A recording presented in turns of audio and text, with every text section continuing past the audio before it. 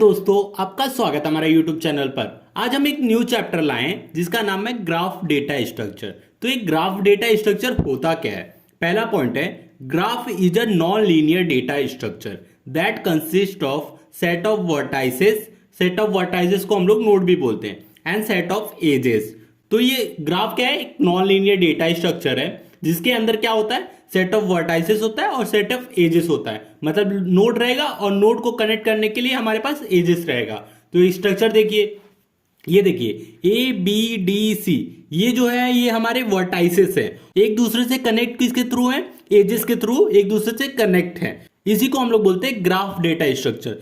अब हमारा second point है, graph are use to represent various type of relationship और कनेक्शन बिटवीन द ऑब्जेक्ट।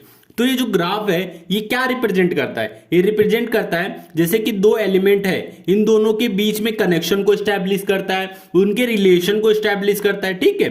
अब हमारा थर्ड पॉइंट है, the application of graph in various field like computer network, social network, recommendation system and more. जो application है graph का वो है computer network में, क्योंकि कंप्यूटर नेटवर्क में भी एक दूसरे से कनेक्ट हम लोग ग्राफ के थ्रू आसानी से कर सकते हैं। सोशल नेटवर्क जैसे कि फेसबुक हुआ, फेसबुक में आप देखते होंगे, आप अगर किसी फ्रेंड को फ्रेंड लिस्ट में रखें तो उसका फ्रेंड भी आपको फ्रेंड लिस्ट में शो होने लगता है, ग्राफ के थ्रू ही इंप्लीमेंट है। रिकमेंडेशन सिस्टम, अगर आप कोई चीज सर्च करते हो, ठीक है, वही चीज आपको बार बार रिकमेंड करेगा कि आप ये चीज परचेज करो, तो ये भी सब ग्राफ के थ्रू इंप्लीमेंटेड है। अब इसके कुछ की पॉइंट भी देख लेते हैं। सबसे पहले नोड, नोड को हम लोग वर्टेक्स भी बोलते हैं। Each node represent an entity and element. ठीक है, जो हमारा ये नोड है ये क्या करेगा? एक डेटा कंटेन करेगा। डेटा को हम लोग एंटिटी भी बोल सकते हैं, एलिमेंट भी बोल सकते हैं, ऑब्जेक्ट भी बोल सकते हैं। ठीक है।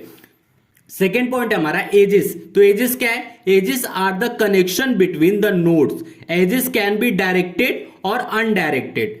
एजेस क्या है? दो नोड को कनेक्शन करने का काम एजेस करता है, और एजेस डायरेक्टेड भी हो सकता है, अनडायरेक्टेड। आगे हम लोग देखते हैं डायरेक्टेड अनडायरेक्टेड होता क्या है। थर्ड पॉइंट है हमारा directed graph. In a directed graph edges have a direction. It is used to represent relationship with the clear direction, such as in transportation network, dependency graph.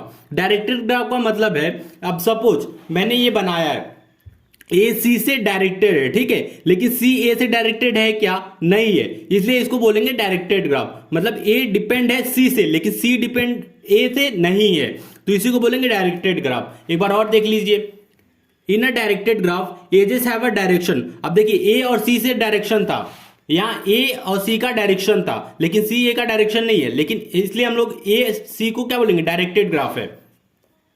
In a directed graph, edges have a direction. It is used to represent relationship with the clear direction. ठीक है, ए सी से direct depend है ये बता सकते हैं। Such as in a transportation network dependency graph. ए सी पे depend है और ट्रांसपोर्टेशन नेटवर्क में भी इसका यूज किया जाता है डायरेक्टेड ग्राफ का। अब हमारा फोर्थ पॉइंट है अनडायरेक्टेड ग्राफ। तो अनडायरेक्टेड ग्राफ क्या होता है? In an undirected graph edges have a no direction. Edges simply indicate a connection between two nodes. अगर दो नोड के बीच में डायरेक्ट कनेक्शन है, मतलब किसी का पर्टिकुलर डायरेक्शन नहीं है, तो उसे हम लोग बोलेंगे अनडायरेक्टेड ग्राफ। अब इसका एग्जांपल देख लीजिए, ए डी दोनों एक दूसरे से कनेक्ट है, ठीक है, इसमें कोई डायरेक्शन नहीं है, तो इसलिए इसको अनडायरेक्टेड ग्राफ बोलेंगे। ए बी से भी अनडायरेक्टेड है, बी सी से भी अनडायरेक्टेड है, सी डी से भी अनडायरेक्टेड है, लेकिन ए सी से डायरेक्टेड है। अब हमारा फिफ्थ पॉइंट है एडजेसेंसी। तो एडजेसेंसी क्या होता है? The adjacency of a node refer to the set of node that are directly connected to edges. मतलब जो नोड के आजू बाजू जितने एलिमेंट रहेंगे वो उस नोड के एडजेसेंसी रहेंगे। ठीक है, एग्जांपल के लिए ए नोड का एडजेसेंसी क्या होगा? ए नोड का एडजेसेंसी बी होगा, डी होगा, मतलब ए डी ए बी होगा। ठीक है, तो इसी को बोलते हैं एडजेसेंसी ग्राफ। ए सी भी हो सकता है, क्योंकि ये भी एडजेसेंसी है, इससे जुड़ा हुआ है, इसलिए इसको एडजेसेंसी बोलेंगे। मतलब तीन चीज है, A B A C A D. ठीक है। अब हमारा सिक्स्थ पॉइंट है असाइक्लिक ग्राफ। असाइक्लिक ग्राफ क्या होता है? A graph is a cycle if it is contain no cycle, that is there is no path that start and end at the same path node.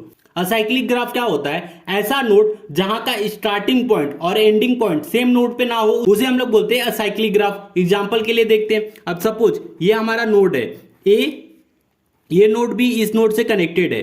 अब देखिए A B, अब देखिए A be connected है, B A be connected है, B C भी connected है, C B भी connected है।